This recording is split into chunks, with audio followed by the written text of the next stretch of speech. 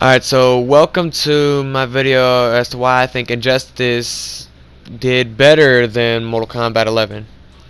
Now, this video is purely my opinion. You can disagree, you can agree, it's completely up to you. Yeah. So, the reason why I say Injustice did it way better than Mortal Kombat 11, especially the first game, is because A, there wasn't that many like cheap characters. I know you can still spam with characters in any NetherRealm game. Alright, I can understand that.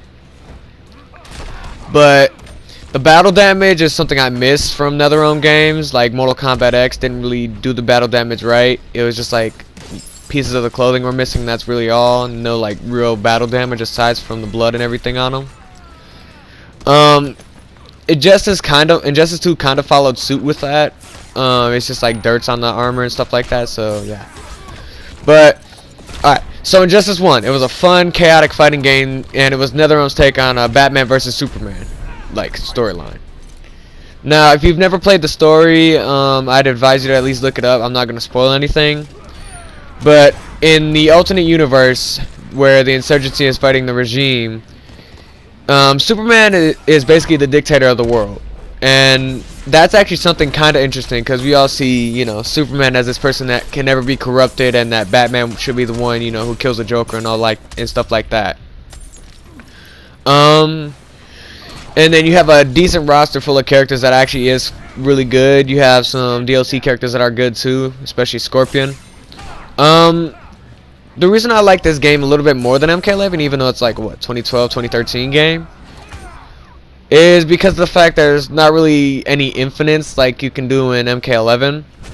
Now, for those who play it and, you know, play it a lot, they're kind of like, oh, there's no such thing as infinites in Mortal Kombat 11. It's just the fact that when you get up, I'm going to do a combo again.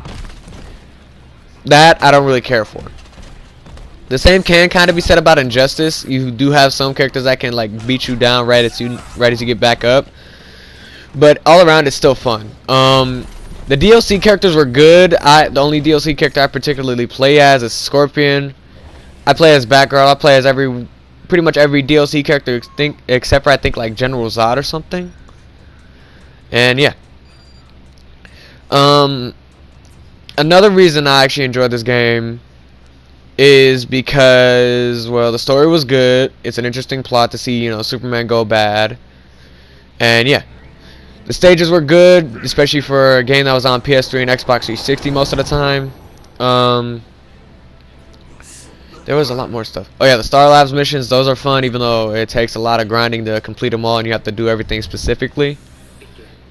And this is the first NetherRealm game to actually input level interactions. Because unlike Mortal Kombat 9, which is another one of NetherRealm's best like games, you could only just fight, that's all. You couldn't like do anything really interactable with the levels unless you played the God of War stage on PS3 with the interactive stage fatality where you could pick how you kill your opponent.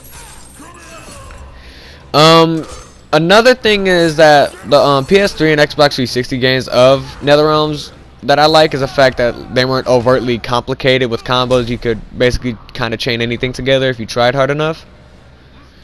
But when it comes to Mortal Kombat 11, you can never really combo in too much stuff where you have to like meter burn a lot just to actually do one combo. Like here, yeah, I get it. In MK11, they basically just took the meter burn spear and you stun them already. That's what's happening with Scorpion in this game. But I'd say this game did it a little better because the stun duration lasts a little longer. That and plus, it's just a really cool iteration of Scorpion. The stage transitions on this game left much to be desired, I will say that, but they were still good enough for what they were on before being ported over to Xbox One and PS4. So yeah, all in all, I'd say Injustice did better than Mortal Kombat 11, especially the first game. Now the second game, when we get to it, I will say this: it's a lot flashier than the first. It was a lot more polished, I guess. You know, bigger budget, better console, you know, usual stuff. Now, the thing I like more about Injustice 2 and Injustice over MK11 is the fact that the clashes were actually sort of unique to Injustice, and They're actually a really cool way to like turn the tides of a battle. You could take somebody's health away, you can regain health. That's the one cool thing about the clashes. And then the super attacks actually looked really good on both games. Now, don't get me wrong, the fatal blows on 11 are decent enough, but I missed the X-rays from MK's 9 and X. And plus, if you played Injustice with Scorpions and Raiden and Sub-Zero, you'll just get a lot of Mortal Kombat vs. DC vibes. But what I think Injustice 2 did better than Injustice 1 is the character roster. The character roster is much bigger. There's a lot more like freedom to pick who you want, even if a few of them are DLC characters. Now, my mains on Injustice 2 are basically the same. It's either Batman or Sub-Zero.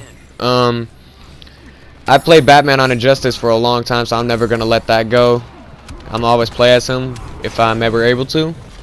And this iteration of Sub-Zero is actually one of my favorite ones too, because he's not too difficult to play like MKX. He's actually pretty decent, just like MK9's. And yeah, it's just a unique iteration of Sub-Zero that I actually enjoyed. And they basically gave him the Scorpion treatment here, where like a meter burning the ice ball will freeze people instead of just like hurting them. Now with Scorpion, the spear is gonna hurt no matter what, but with the ice ball, if you just do it normally, it will hurt automatically. And yeah, the DLC characters on this game weren't bad. You have Starfire, you have Black Manta, you have Enchantress, you have Hellboy, you have who else? Jason Todd. You have Darkseid, you have Raiden, you have Black Lightning as a DLC skin for Raiden. Sub-Zero, Adam. Yeah. This DLC roster for this game is actually one of my more favorite DLC rosters from NetherRealm. Oh yeah, and the Ninja Turtles. Can't forget about them. Now, the uniqueness of this roster is the fact that the DLC characters are actually a little bit more better pronounced than in Mortal Kombat 11. Because I think a lot of the selling points for Mortal Kombat 11 for a lot of people was that fact that Spawn was coming in. So yeah, there's that. But if you ever played Injustice and you miss playing these games, play them. Like, you're missing out on not playing them. Both of these games are still fun today. Now, another big problem with me when it comes to Mortal Kombat 11 is that, alright, the character roster is big. I think it's a little bigger than Injustice 2. But the DLC characters were kind of random. Let's see. Spawn, definitely RoboCop, Terminator, and Joker. Now, that's all fine. Because, you know, the rest of the characters are Mortal Kombat characters. But RoboCop, as I've already said in my MK11 critique video, has just killed my love for MK11 for me.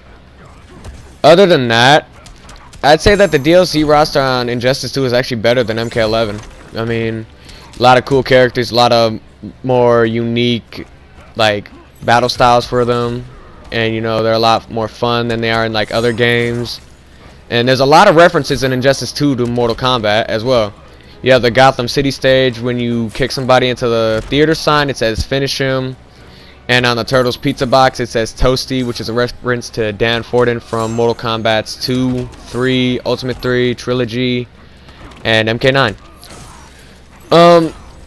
And another thing that I really like about both Injustices is the fact that it's not afraid to really dive into dark territory. Because if you've seen the comics, or at least know about the comics, you know that the reason Dick Grayson isn't Robin or Nightwing in this is because Damian killed him in the comics. So the Injustice universe, Dick is dead. But actually he's not technically dead because he's this universe's dead man, if you know who that is. Then you have the comic book series that tied in for Injustice 1 and 2, where in Injustice 1, Superman wielded a fear ring for the Injustice storyline. He killed Black Canary for a little while until Dr. Fate healed her. Or not healed her, revived her. You got Batman learning how to create those pills in the first game that make him go blow to blow with Superman without basically getting demolished. And yeah, the Injustice 2 comic books, you had Jason Todd as like a evil Batman with glowing orange eyes, which is kind of like a rerun of the Red Hood story, but just Batman pretty much. And yeah, now I'd say out of all the DLC characters, my favorites are the Turtles and Sub-Zero. Like, I'm not even gonna lie. The Turtles because it's actually kind of unique and it's actually kind of fun to play as them. Sub-Zero because I still love Mortal Kombat, even if MK11 is kind of killing my love for the series. And Batman is always gonna stay my main. I'm not even gonna lie. He's still one of my favorite characters in the DCU today. Cause I remember growing up when I was younger, I would always like watch the Sam Raimi Spider-Man movies, and like later on, my mom played Batman Arkham Asylum, and that's what kind of got me into Batman. That and seeing some other movies from Batman as well. But alright, so the Turtles. You can either play as Donnie, Mikey, Raph, or Leo. And me, my personal favorite turtle is Donatello. My mom's is Mikey. Everybody probably loves Michelangelo. For me, the Turtles is actually a pretty fun, like random character you can pick up just to have fun with. And, like just goof around with, because, they're always overtly goofy in some of the cartoons I've seen. They don't really take anything too seriously. And, yeah. So, all in all, the reason why I think Injustice did it better than Mortal Kombat... Well, no. What Injustice 2 did better than Mortal Kombat 11 was actually the gear customization and stuff. Because the gear stats and everything actually sort of made sense. And plus, you could see what health and what damage you could put out and stuff like that. And yeah, that's one of the reasons I love Injustice 2. The supers look amazing. They look better than the first. They did a really good job with this. I think everyone at NetherRealm deserves a round of applause for what they did on Injustice 2. And yeah, so that's my outlook on why Injustice did it better than Mortal Kombat. Because, like, all in all, NetherRealm doesn't have to make an overtly gory fighting game for it to be fun, casual, and yeah, that's basically me. So I'm going to stop talking now and talk to you guys later. Peace. Also, Toasty.